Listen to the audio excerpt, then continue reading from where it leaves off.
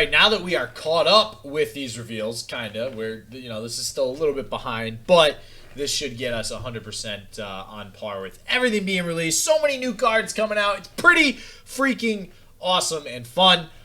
We have another new keyword and a few new cards. Not as many as normal, but this does lead me to believe that Leona is going to be the next champion revealed a little bit later today. So, without further ado, let's get into these new cards and see what they do.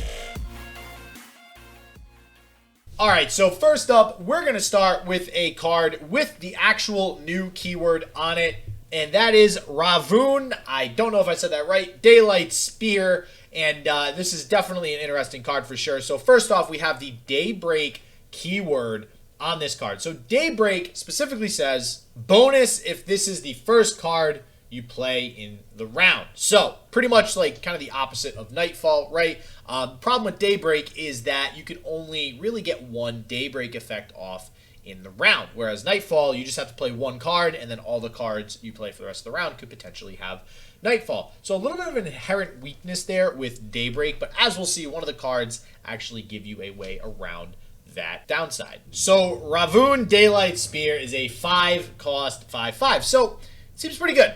Right, it's pretty, decently statted for 5 cost. We love 5/5s in this game.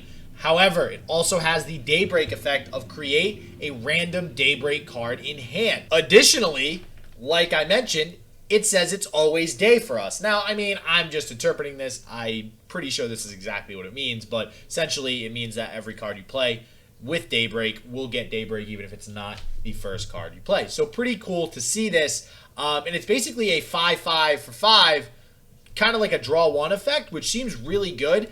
So it's really just going to depend on what the Daybreak cards end up being like, if they're good, if they're bad. If they're generally good, kind of like if you were to play Remembrance, generally all the things you get from Remembrance are good, which is why Remembrance is highly played. If most of the Daybreak cards are good, I imagine this is going to be a pretty heavily played Targon card. So we'll see what some of these other Daybreak cards look like.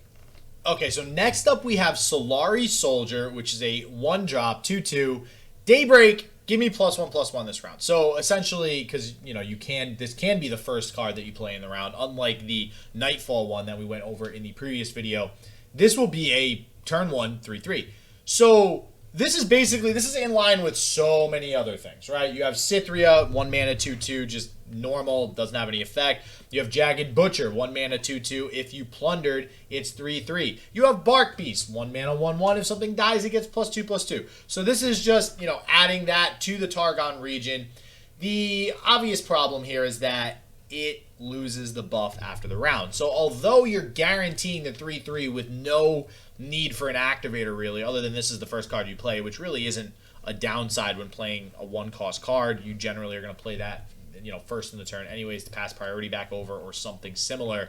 I don't know, I like this. I think it's good if some sort of aggro Targon deck comes into play, which I think it will with one of the other cards we're going to go over in a second that has Overwhelm. I think that some sort of aggro Overwhelm Targon thing will actually happen here, and this might find a spot in that deck. Unfortunately, though, this is one of the random cards you can get with that 5/5 we just went over, Ravun. I say unfortunately, I don't know if that's unfortunate. I mean, getting a 1 mana 3/3 that you can use feels not terrible. Even if it's a 1 mana 2/2 after it loses the buff, I mean, it still seems okay to get that card. So, I don't know. I like this generally because it's in line with so many other cards in the game. But we'll see if this does end up being put into one of those aggro archetypes. Alright, so next is Solari Shieldbreaker, which I think is a really interesting card. It's a 2-cost 3/2, so kind of just like generic stat line. But Daybreak gets +0/+4 this round. So it actually ends up being a 3/6, which is, that's really good.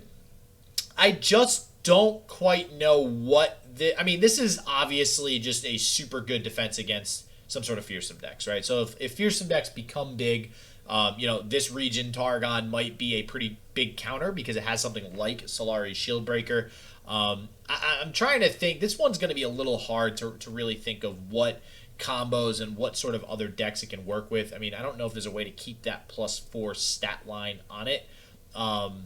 Or I don't know if maybe that 5. So now I'm thinking, does the 5/5 mean that something like this means, like if it's always day, does this mean this always gets +0, +4? Like, is that how that works? I'm actually not positive. If that's the case, I think that's nuts. That'd be very good for Daybreak decks in general. So we'll see if that's the case, but definitely a good counter, definitely a good piece of tech to aggro decks. But otherwise, if it does not keep the +0, +4 with that other card always making it day, I'd say that this won't see too much play. And finally, with there only being 4 cards this time around, we have the best card, I think, out of all of these. Again, depending on that always being day thing, how that works. Sun Guardian. Sun Guardian, all right, so 6 cost, 4/3 with Overwhelm. Seems really bad. But how about we give it +4, +4? Now you're talking 8/7 with Overwhelm on turn 6. That is incredible. I guess... So, see, now I'm just going back to that whole if it's always day thing, does this keep the +4, +4? If that is the case, this is very ridiculous in some sort of Overwhelm aggro Targon deck archetype. I think that would be amazing. Even without it keeping it, though, if this is the top end in your aggro deck, if you do go the Targon aggro Overwhelm route, this is still really good. You know, you play it on turn 6 or turn 7, depending on when you have the attack token, and you get off a hell of a big attack on that turn. And that's usually going to be, most aggro decks, one of the turns that you want to finish out the game. So an 8/7 with Overwhelm, I am pretty sure it's going to do that, and unless your opponent has the mana for a Vengeance, which means it's going to have to be used on this card. If you went wide, you're still going to get a lot of damage through. I think this is really good. I think this will see play. I think aggro decks will attempt to work this into their deck. So that's it, everybody. I am pretty excited about Daybreak and Nightfall in general. I'm curious to see if Nightfall gets its own it's always night sort of thing. Somebody had mentioned on my Twitter, I think it was Morp, that that won't happen because Nightfall, obviously, after you play the first card, you can just play Nightfall effects for the rest of the turn anyways. So that might not actually happen, but I think they might do it just for lore. And like, especially if that it's always day thing works, as I just mentioned, where like you'd always get the Daybreak effects.